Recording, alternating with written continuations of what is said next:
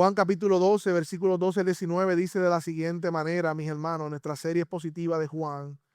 Dice Juan capítulo 12, versículo 12, de la página 1099. Al siguiente día, cuando la gran multitud que había venido a la fiesta oyó que Jesús venía a Jerusalén, tomaron hojas de las palmas o palmeras en otras versiones, y salieron a recibir a Jesús y gritaban: Hosana, bendito el que viene en el nombre del Señor, el Rey de Israel.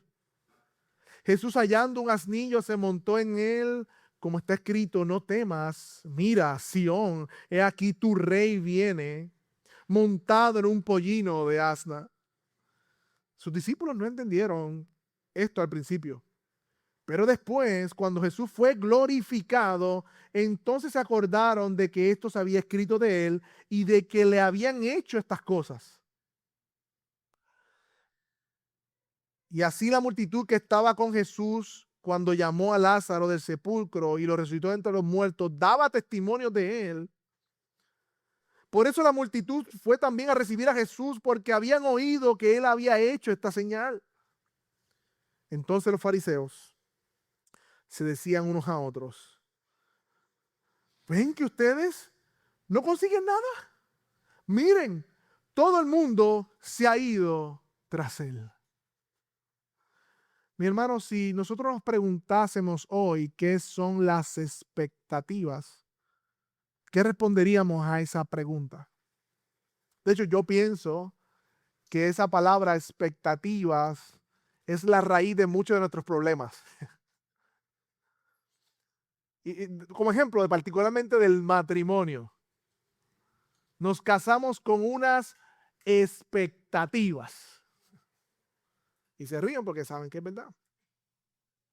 Nos casamos pensando de cierta manera, y usualmente podemos definir las expectativas como lo que se espera de algo, una situación o alguna cosa, o de alguien, no basado necesariamente en la verdad, sino en mis deseos, opiniones y sentimientos. Esas son las expectativas. Y cuando nos casamos con expectativas formadas de lo que va a ser el matrimonio o cómo se supone que actúe mi esposo o mi esposa, hasta que la realidad llega. Nos damos cuenta que hemos montado muchas veces una novela en nuestros corazones, unas expectativas falsas de la realidad. De hecho, las redes sociales y todo eso lo que muestra son expectativas falsas de la vida, porque todo el mundo está feliz, contento y nadie tiene problemas en las redes sociales. Pero son falsas expectativas que están dando. Son falsas realidades. Y esto es importante, el tema de las expectativas, porque precisamente estamos en un pasaje donde vemos una multitud con expectativas equivocadas acerca de Jesús. Vemos a una multitud con las expectativas equivocadas acerca de Jesús. Estamos en nuestra serie expositiva y vamos en el capítulo 12. Este capítulo 12 es de transición. Estamos transicionando del libro de las señales al libro de la pasión, donde va a comenzar entonces Jesús a hablar más con sus discípulos desde el capítulo 13 en adelante, mucho más íntimo Jesús allí, la cena con ellos, todos los discursos de despedida. Y el 12 es una transición. El 12 es una respuesta a la última señal de Jesús. ¿Qué hizo Jesús en el capítulo 11? ¿Resucitó a quién? A Lázaro. Y si nos alejamos un poquito del panorama de donde estamos ahora mismo, en el capítulo 12 hay 4 respuestas a esa última señal. Ya vimos la primera, la conspiración. Unos salieron corriendo y conspiraron contra Jesús para matarlo. Conspiración y soberanía. Pero vimos una segunda respuesta, adoración y soberanía. Vimos que los amigos de Jesús, aquellos que habían creído en él, la resurrección de Lázaro provocó adoración genuina en ellos.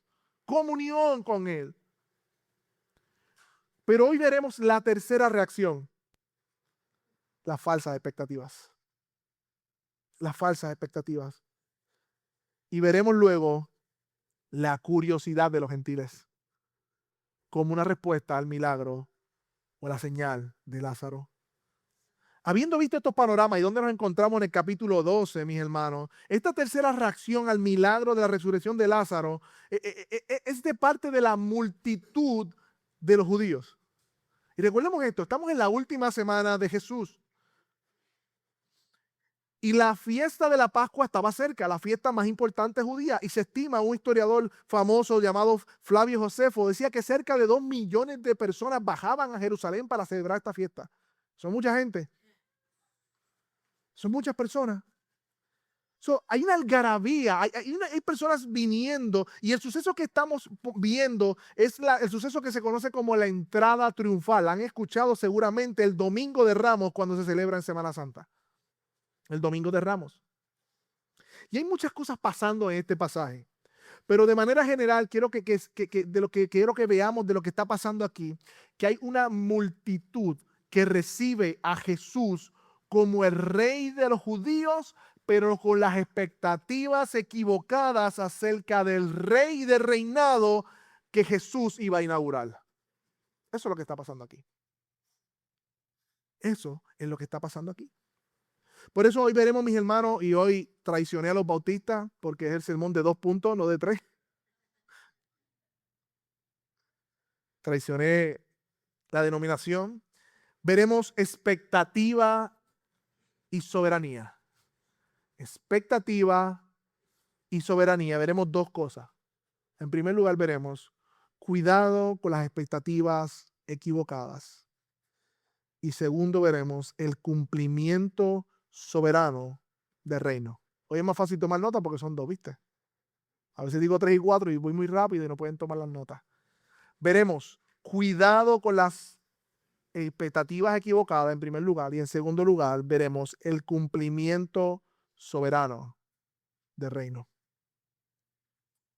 Así que, viendo en primer lugar, cuidado con las expectativas equivocadas, versículo 12, vaya conmigo, dice, al día siguiente, cuando la gran multitud que había venido a la fiesta oyó que Jesús venía a Jerusalén, tomaron hojas de palmas y salieron a recibir a Jesús y gritaban, Hosana, bendito el que viene en nombre del Señor, Rey de Israel. Este pasaje comienza diciendo al día siguiente y está hablando al día siguiente después que Jesús había cenado con sus amigos. Pero me gustaría hacer un paréntesis antes de entrar aquí, porque Marcos coloca un suceso importante luego de la cena de Jesús con sus amigos antes de ese día siguiente. Juan no lo menciona, pero luego de que el perfume costoso se derramó y Judas dijera que por qué se había hecho este desperdicio, y Juan dice no lo decía realmente por los pobres, sino que quería que robarse el dinero de la bolsa, Marcos coloca que Judas esa noche sale formalmente a traicionar a Jesús. En otras palabras, y aquí vemos la palabra de nuevo, Jesús no cumplió con las expectativas de Judas, y Judas estaba viendo a Jesús como un medio para su ganancia, y al ver la pérdida de ese perfume parece que eso fue la gota colmante de decir, no, este hombre no me va a dar lo que yo quiero, lo que yo busco. Y Judas, y miren la ironía, fue a traicionar a Jesús por 30 monedas de plata que representaban una tercera parte del perfume costoso que derramó esta mujer. Pero hay algo más devastador aún, si miramos el texto de Marcos, es que 30 ciclos de plata, según Éxodo 21:32, era el precio mínimo que se pagaba cuando un animal de manera accidentada mataba a un siervo, a un esclavo de otra persona. El precio que ponen es deliberado, es a propósito. Y Judas aceptó a vender a Jesús por el precio mínimo que la ley reconocía por la vida humana. Y así el hijo de la perdición, Judas, hizo el negocio más absurdo de toda la historia de la humanidad. Vender al Hijo de Dios por 30 trapos de monedas de plata. Amigo que tú estás aquí, que nos visita, ese es el mismo negocio que quizás tú estás haciendo hoy cuando tú no ves el valor de Cristo y no vienes rendido a Él y le sirves. Terminas vendiéndolo. Quizás no por 30 monedas de plata, pero sí por tus deseos, tus pecados, tus sueños, tus planes, tus metas, tu propia vida. No quieres un rey, quieres ser tú el rey. Cuidado también de vender a Cristo por eso. Es el peor negocio que no tiene devolución. Judas trató de arrepentirse de ese negocio y no pudo. Y terminó ahorcándose, condenado para siempre. Oh, amigo que estás aquí, que no seas tú uno de ellos. Hoy es un día de salvación. Y sé que este tema es sobrio, empezando, ¿no? El primer punto. Pero está ahí. Ahora bien, antes del próximo día estaba pasando eso, pero al próximo día, todos estos contrastes irónicos, ¿no?, que nos presenta Juan,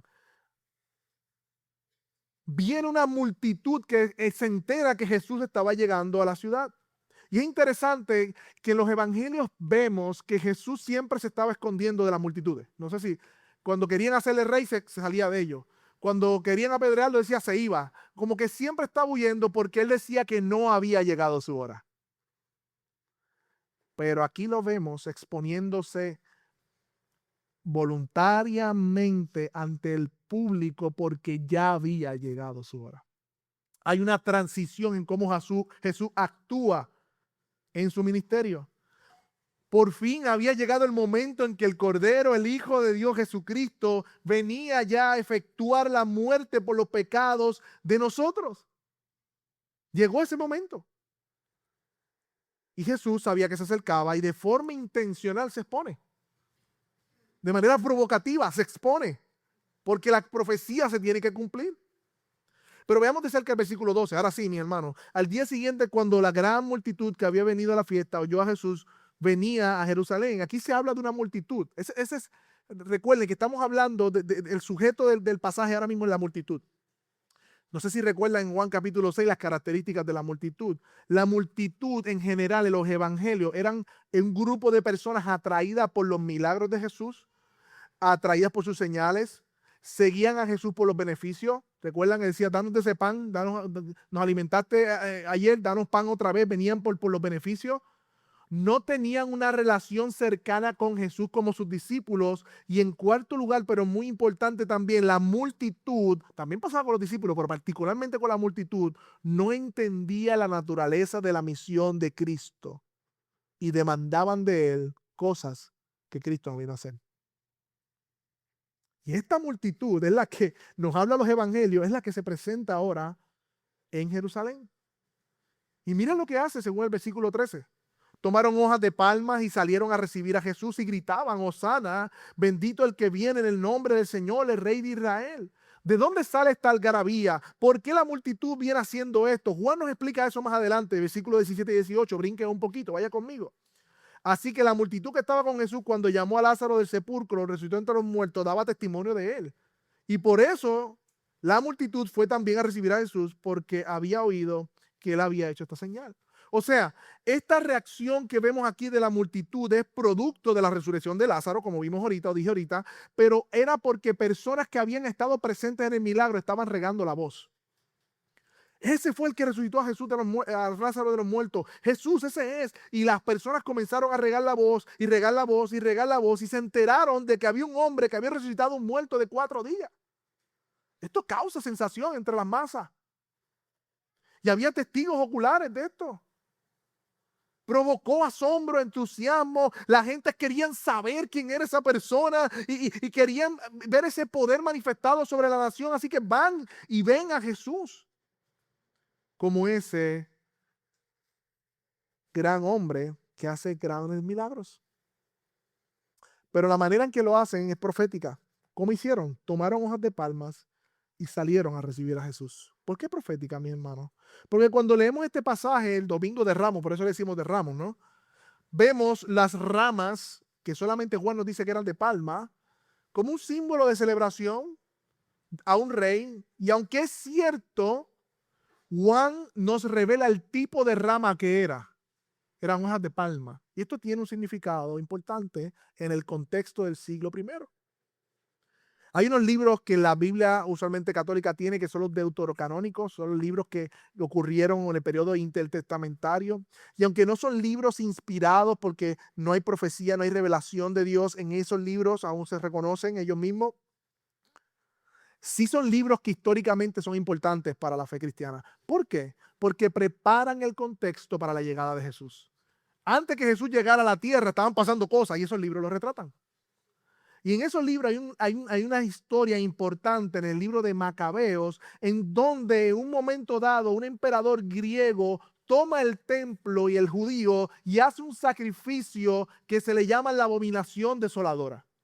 Aparentemente sacrifica un animal inmundo en el templo y esto lo que hace con el templo judío, la visión judía, lo que hace es manchar, ¿no? de poner al templo como algo indigno. Ahora mismo no está, la palabra es ritualmente puro para la adoración judía, y recuerden que el templo es el lugar central de adoración para los judíos. Y en esa revolución hubo un hombre que se llama Judas Macabeo, que recupera el templo en el 164 a.C. Y la celebración de esa recuperación se llama la fiesta de la dedicación, que ahí se le llama el Hanukkah, eso se celebra todavía. Usaron palmas, hojas de palmas verdes o de palmera, y ofrecieron himnos a aquel que había liberado al templo y había purificado el lugar santo de los judíos. Y esto es importante porque Judas Macabeo no era visto simplemente como un héroe militar, sino que era un tipo para ellos de Mesías que se enfrentó a un imperio, el griego, lideró una rebelión contra ellos, purificó el templo, restauró el culto, derrotó a los que lo estaban profanando y liberó el pueblo de esa opresión extranjera de momentánea. Recordemos esto, los judíos están bajo el imperio romano y ellos están esperando ser liberados de esa condición. Y la historia cercana de una liberación era esta. Así que la hoja de palma no era una decoración festiva genérica, sino que en el imaginario judío del primer siglo la palma era símbolo específico de una liberación nacional mediante un rey militar. Por eso es importante entender el contexto histórico. O sea, cuando Juan nos dice que la multitud tomó ramas y mantos y los ponían al suelo, estaban haciendo una declaración política y teológica de que Jesús venía como un liberador político. Estaban diciendo, tú eres el libertador que viene no solamente a purificar al templo, sino que vienes a expulsar a los romanos opresores, como así los macabeos expulsaron a los griegos. Ellos veían a Jesús como un rey político que los libraría de la opresión romana y tenían una expectativa equivocada de Jesús como un rey militar. Y por eso gritaban Hosana. Hosana es un cántico del Salmo 118 que quiere decir, sálvanos ahora. Eso significa Hosana. No es una expresión de adoración abstracta, sino que es un grito de socorro, una petición urgente de liberación nacional. De hecho, es parte del Salmo 118 de una colección de salmos del Salmo 113 que leímos hoy, al Salmo 118, donde el pueblo de Israel cantaba esto en la Pascua y en la fiesta de la dedicación y en la fiesta de los tabernáculos, porque recordaban la soberanía de Dios sobre los pueblos. De hecho, el Salmo 114, anótelo por ahí, van a ver cómo ellos recuerdan la liberación de Egipto. Y en el Salmo 118, esa aclamación de que Dios vendría a liberarlos nuevamente, como lo hizo en el pasado. Por eso decían, Hosana, Hosana, libértanos.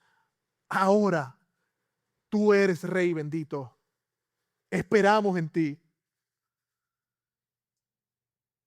Bendito el que viene en el nombre de Israel. Qué ironía divina vemos aquí. Le hacen el honor correcto a Jesús porque realmente Jesús era un rey, pero basado en las expectativas equivocadas de su reinado. Y Jesús no le sigue el coro. A cualquiera le hace cosquilla eso, ¿no? Pero Jesús estaba claro cuál era su misión. Jesús, para que la escritura se cumpliera y para desmenuzar esas expectativas equivocadas acerca de Jesús. ¿Sabe lo que hace Jesús? Versículo 14. Jesús hallando un anillo, que no nos dice cómo lo halló, pero en los otros evangelios él manda a los discípulos a decirle, dile al dueño del anillo que el Señor lo necesita. Los discípulos van, ellos lo hacen y le traen el anillo y se montó en él, como está escrito, para cumplir la profecía de Zacarías 9:9. No temas, mira Sión, aquí tu rey viene montado en un pollino de asna. Jesús no toma un caballo como era típico de los reyes militares, tampoco viene con una pompa o un séquito gigante para entrar a la ciudad, sino que se sienta en un asnillo, que es un burro pequeño, y entra como un rey a su ciudad. Muy providencial estos días, no sé si ustedes vieron el recibimiento que le hicieron al presidente de los Estados Unidos en China. Cientos de soldados que estaban bien sincronizados. Todos se movían al pie de la letra. Ahí. Una banda sonora. Carros oficiales del gobierno. Los diputados esperando en las escaleras. Niños gritando con flores y brincando. No sé si vieron eso. Es tremendo el espectáculo. Y eso realmente está comunicando algo. Llegó un mandatario, llegó un presidente. Estamos hablando de un hombre pecador como lo es el presidente de los Estados Unidos y como cualquier otro presidente. No porque sea él, todos los presidentes son pecadores por naturaleza. Y le recibieron con una pompa terrible. Y así sucesivamente, cuando un presidente visita una nación, se reciben con los honores, se traen carrozas, se traen un protocolo, un séquito. Pero mis hermanos, aquí vemos al rey del universo creado, el hombre el Dios que creó los cielos y la tierra, que cada uno de los que estaba allí le debía cada palpitación de su corazón, que inauguró su reino montado en un asnillo. Esta fue su entrada triunfal, profetizada por Zacarías 9:9, cuando dijo: regocíjate, oh hija de Sión, da voces de júbilo, hija de Jerusalén, tu rey viene a ti justo y dotado de salvación, humilde, montado en un asno, un pollino de asna. Algunas aplicaciones, mi hermano, de este primer punto que podemos ver. Amigo que está aquí, ¿qué tipo de rey tú crees que es Jesús? ¿Qué tipo de rey tú crees que es Jesús? Porque Jesús es rey, de eso no hay duda. Él reina y gobierna, como leímos hoy precisamente en Primera de Pedro capítulo 3, providencialmente a la diestra de Dios, y los ángeles y las potestades han sido sujetadas a sus pies. Él reina a la diestra de Dios. La diestra es un lugar de autoridad y de reino. Él reina. Pero ¿qué tú buscas en el Rey Jesús? ¿Cuáles son tus expectativas? Al comenzar hablamos que las expectativas surgen de nuestros sentimientos, necesidades y deseos, y dijimos que estas necesidades no necesariamente están basadas en la verdad, sino en lo que yo pienso que yo necesito. Y eso es muy engañoso, y cuando las expectativas de esa naturaleza no son satisfechas, el pecado está a la puerta. El pecado está a la puerta.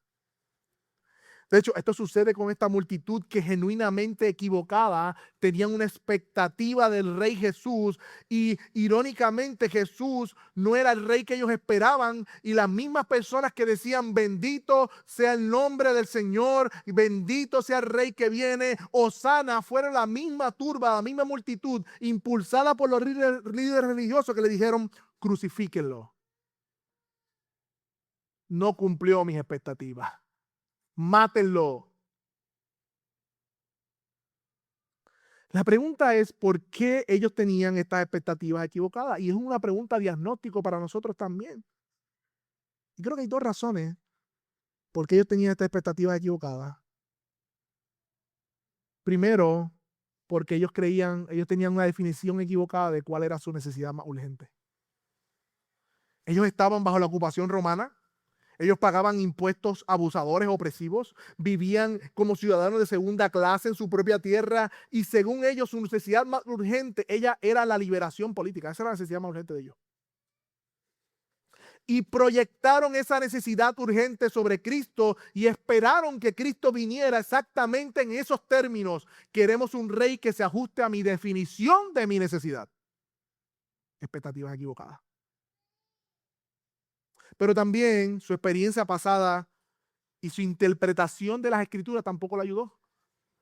Porque aunque citaron el Salmo 118, que era mesiánico, el que sabían que era una esperanza redentora, ellos lo sabían y lo citaron porque lo cantaban en la fiesta, no tomaron todo el consejo de Dios, porque Isaías claramente dice que venía el rey como un siervo sufriente a morir. Isaías 53. Y esto, mis hermanos, es sutil, pero es real aún hoy día en nuestras vidas y en la iglesia moderna.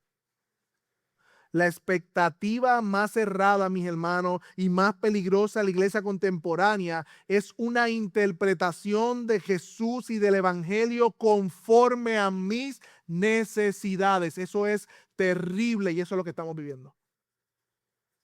Porque convierte a Cristo solamente en un medio para satisfacer mis necesidades mundanas y temporales, y por eso ponemos expectativas equivocadas en Él, y cuando no son cumplidas, salimos frustrados del Evangelio. Pero el problema no está en el Evangelio ni en Cristo, sino en nuestros corazones. Mi hermano, la iglesia de hoy lamentablemente está como la multitud. No quería seguir a Cristo, quería que Cristo lo siguiera a ellos. Que es distinto. No quería seguir a Cristo, quería que Cristo siguiera sus aspiraciones y su agenda. Eso también se ve en nuestras vidas, mis hermanos. Y mira qué sutil es, porque también pasa en nuestras vidas, cuando nos acercamos a Cristo solo y únicamente cuando necesitamos algo de Él. Eso se ve en nuestras vidas, mi hermano, cuando medimos la fidelidad de Dios por él y su carácter por las circunstancias. Eso se ve, mi hermano, cuando muchos, lo vemos en la iglesia, abandonan la fe cuando Cristo no produce los resultados que ellos esperan. Y cuando usamos la oración como un mecanismo para manipular a Dios a nuestra voluntad. Estamos diciéndole al Rey de Reyes, confórmate a lo que yo pienso, no a lo que tú eres o lo que dice tu palabra. Mis hermanos, esta multitud no está muy lejos del cristianismo moderno hoy, contemporáneo, porque llevamos tiempo siendo influenciados por el posmodernismo, donde los sentimientos son más importantes que la verdad. Y no se crea que eso se queda a los aspectos de identidad y todo. Eso se mete a la iglesia. Basta ver con los movimientos de las iglesias emergentes en donde crean un culto para el sentirse bien la gente, estos ministerios como Hillsong, Elevation Worship, iglesias que no tienen pastores sino comunicadores. Todos estos movimientos, mis hermanos, todos estos movimientos es eso, ajustando a Jesús a la necesidad del público. Donde Cristo se rebaja a un tipo de motivador cósmico que está para ayudarme a emprender mis negocios. Donde convertimos a Jesús en una especie de psicólogo del cielo que me hace sentir bien, pero que no toque mi pecado, no me quiero sentir culpable. ¿Cuántas personas en vida abiertamente homosexuales afirman tener una relación con Dios como si nada? Y sienten que Dios les habla todos los días. ¿Me lo dicen?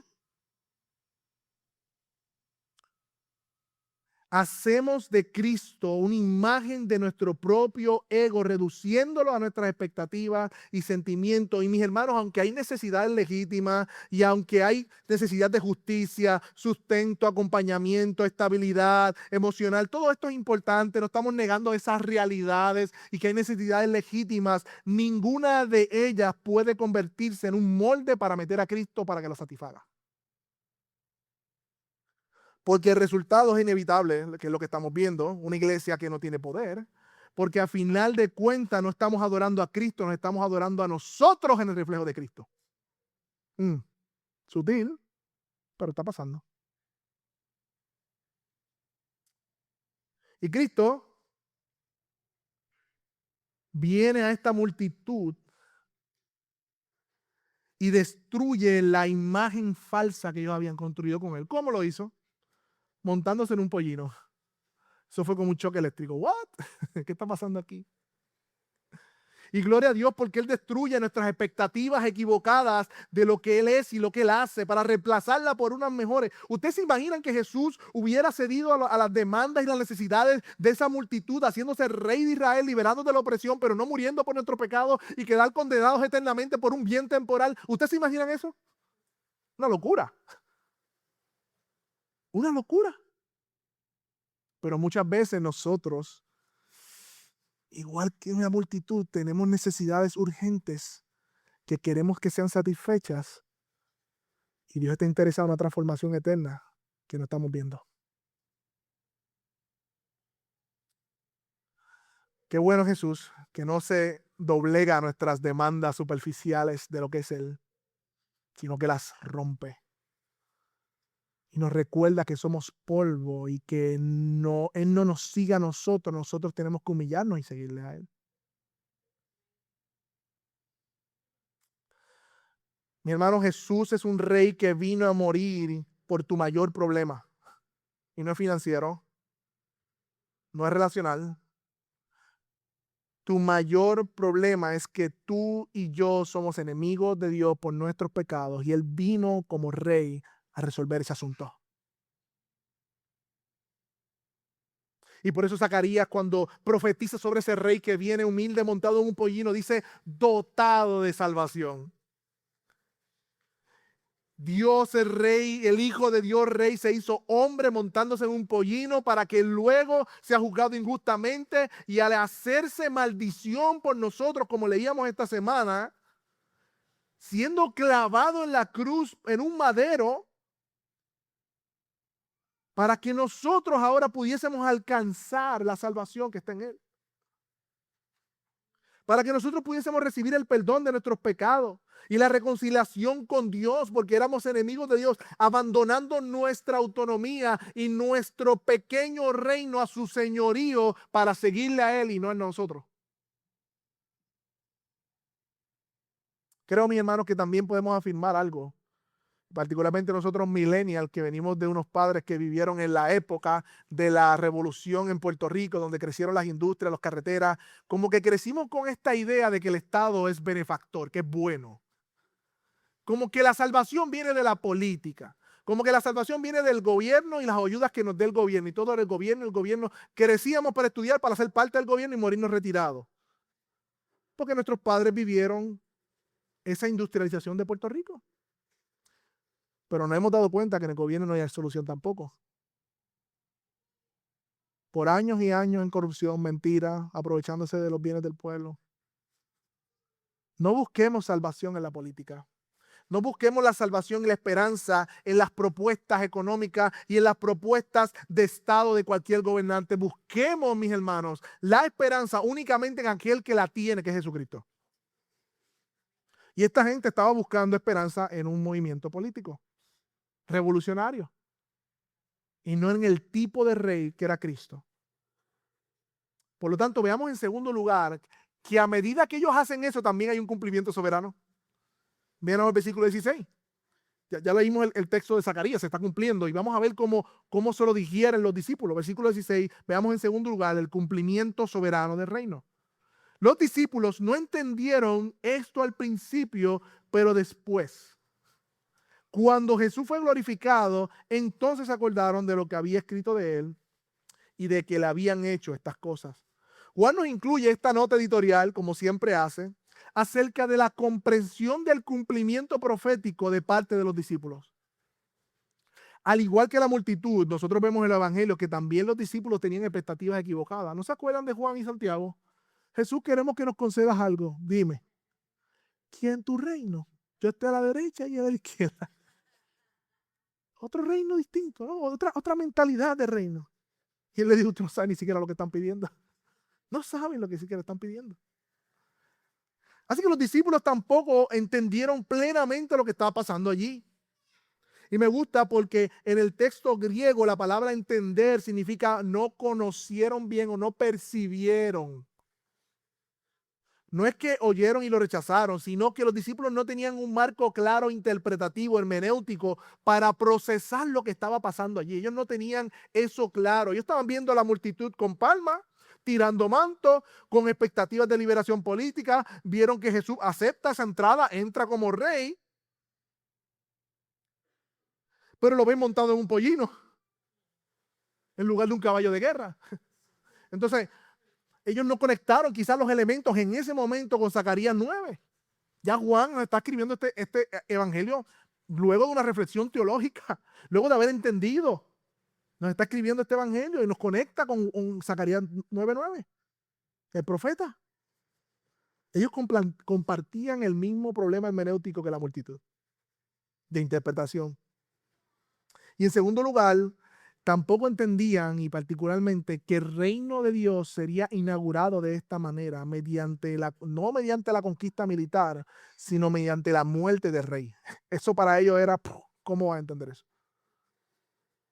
¿Cómo que el reino de Dios va a empezar muriendo el rey en la tierra? No se entiende. No lo pudieron comprender. Pero dice que un momento dado sí lo lograron comprender. Sigue leyendo el versículo. Pero después, cuando Jesús fue glorificado, dice el texto, entonces se acordaron de esto, que esto se había escrito de él. Esta palabra glorificado es interesante en Juan, porque no tengo el tiempo para mostrarlo, pero Jesús habla de ser glorificado cuando iba a morir. Ya llegó la hora de que el Hijo del Hombre sea glorificado. Cuando fue resucitado, fue glorificado por el Padre, pero también fue glorificado por medio del Espíritu Santo, porque él dijo, él tomará de lo mío, él me glorificará y tomará de lo mío, ¿quién? El Espíritu Santo, y se los hará saber. O sea, que cuando Juan usa glorificado, no está hablando solamente o de la cruz o de la resurrección o la ascensión, sino que estamos hablando de toda la redención que hizo Cristo. De hecho, Pentecostés es parte de la obra de redención de Cristo, el derramamiento del Espíritu Santo, porque es Jesús que lo envía desde los cielos. Es parte, como la cruz. No es repetitivo, es único e histórico. Así que cuando Juan dice cuando fueron glorificados fue que lo entendieron, está hablando de todo lo que sucedió luego de aún su muerte, resurrección, ascensión y el derramamiento del Espíritu. Ahí los discípulos hicieron, ¡oh! Esa es la palabra comprendieron. Se les abrió el entendimiento. Luego de eso. Ellos no veían la cruz como el camino de la gloria. No lo podían ver. No entendían que el reino de Cristo sería inaugurado de esta manera, con un rey humilde que venía a morir. De hecho, aún en Juan, en Hechos 1:6, le dicen a Jesús, antes de la ascensión, ¿cuándo va a restaurar el reino de Israel? Ellos todavía están esperando ese reino. No les toca a ustedes, le dice Jesús.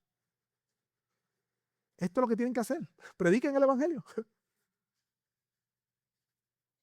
Así que este verbo que se traduce que entendieron, no es que habían olvidado completamente o recordaron, sino que comprendieron plenamente luego cuando descendió el Espíritu y pasó toda la pasión de Cristo, lo que estaba pasando aquí. Comprendieron la profecía de Zacarías 9:9 y el cumplimiento en Cristo. Y no solamente comprendieron el cumplimiento profético, sino que ellos también participaron de él. Porque aunque Juan no lo relata, ¿quiénes buscaron el asno para que Jesús se montara? Los discípulos. ¿Quiénes caminaron con él? Los discípulos. Entonces, dice que comprendieron eso y que habían hecho estas cosas. Ellos comprendieron que ellos participaron también de ese cumplimiento, no lo habían entendido. Ellos cumplieron los propósitos soberanos de Dios a pesar de las expectativas equivocadas. Expectativas y soberanía. Algunas aplicaciones, mi hermano, es que Dios cumple sus propósitos con o sin nuestra comprensión. Mis hermanos, si solamente Dios obrara, cuando nosotros entendamos lo que Él está haciendo, no haría nada. No somos capaces, en nuestra infinitud, comprender los misterios de su sabiduría. Él lo hace. En ocasiones nos permite saber que lo está haciendo. En ocasiones nos deja que miramos para atrás y decimos, esto es lo que yo estaba haciendo, mira dónde yo estoy ahora. Wow, gracias, Señor. Dios frecuentemente obra a través de personas que no comprenden completamente lo que está sucediendo, y el Espíritu de Dios es el que después luego ilumina lo que ocurrió para que lo entiendan. ¿No les ha ocurrido? Así como los discípulos eran ignorantes, nosotros también en ocasiones somos ignorantes. Dios obra a pesar de mí. Hay conversaciones que yo he tenido con personas que no se dan cuenta ellos que están diciendo algo que yo estaba meditando en la semana, y que el Señor está hablando a mi corazón sobre eso, y Él hablando campante de otra cosa ahí que no sabe qué está, y ¡puf! Dios usándolo, su misericordia y su gracia, sin Él saberlo, sin él saberlo. Y qué bueno, no hay que saberlo todo. Que Dios siga obrando. Podemos confiar en el Señor porque Él obra a pesar de nuestro entendimiento. Y por otro lado, mis hermanos, la comprensión del reino inaugurado, lo que hizo Cristo aquí, Cristo entró como un rey a su ciudad. No se crean. Aunque entró un pollino, entró como un rey. Y Él no detuvo a la multitud y le dijo, no hagan eso que yo no soy rey. No, no, no. Vamos, recíbame como rey. Yo soy rey. Entró como un rey a su ciudad. O sea, la comprensión del reino inaugurado es importante, mis hermanos, para nuestro entendimiento de las Escrituras, porque, mis hermanos, nosotros estamos dentro de un reino que ya ha comenzado, pero lo que no ha sido consumado. Y eso es importante. O sea, ya hay una victoria que fue ganada y hay una guerra que todavía está dándose, pero con una victoria asegurada. Eso se le llama a los teólogos el ya, pero el todavía no.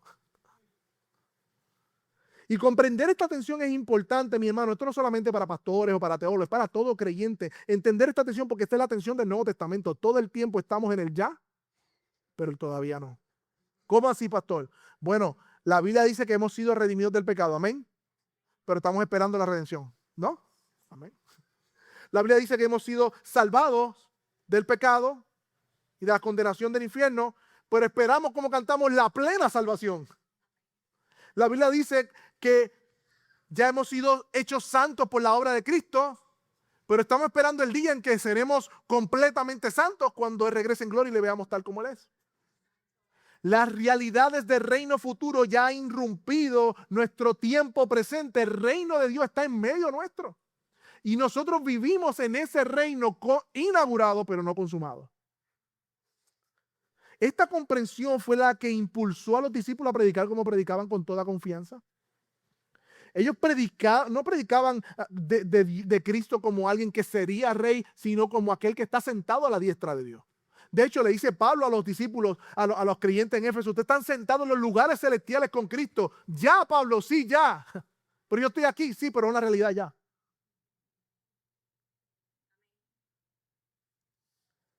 Esto nos anima en la misión. No estamos haciendo ministerio ni haciendo discípulos a los rimbumbán a ver qué pasa. No, esto es una misión que ha sido asegurada por Cristo, el Rey. No estamos a las expensas de nuestros planes. Ya Él nos ha dado la victoria porque Él ganó la victoria en la cruz del Calvario. Ya el diablo ha sido derrotado. Claro que sí, está dando bandazos por ahí, pero como una serpiente derrotada, aplastada por la cruz del Calvario. Por eso la comprensión del ya, pero todavía no, el reino inaugurado, pero no consumado, es importante. ¿Tú sabes por qué también, mi hermano? Por el sufrimiento. Porque en medio del sufrimiento el creyente entiende que está dentro del reino soberano de Dios que controla y gobierna todas las cosas y sabe que aún en este tiempo experimentará cosas que no experimentará en el próximo tiempo, pero que aún en medio de este tiempo presente y malo, Él sigue siendo rey. Eso consuela, eso nos recuerda su soberanía, eso nos recuerda su gracia sobre nosotros.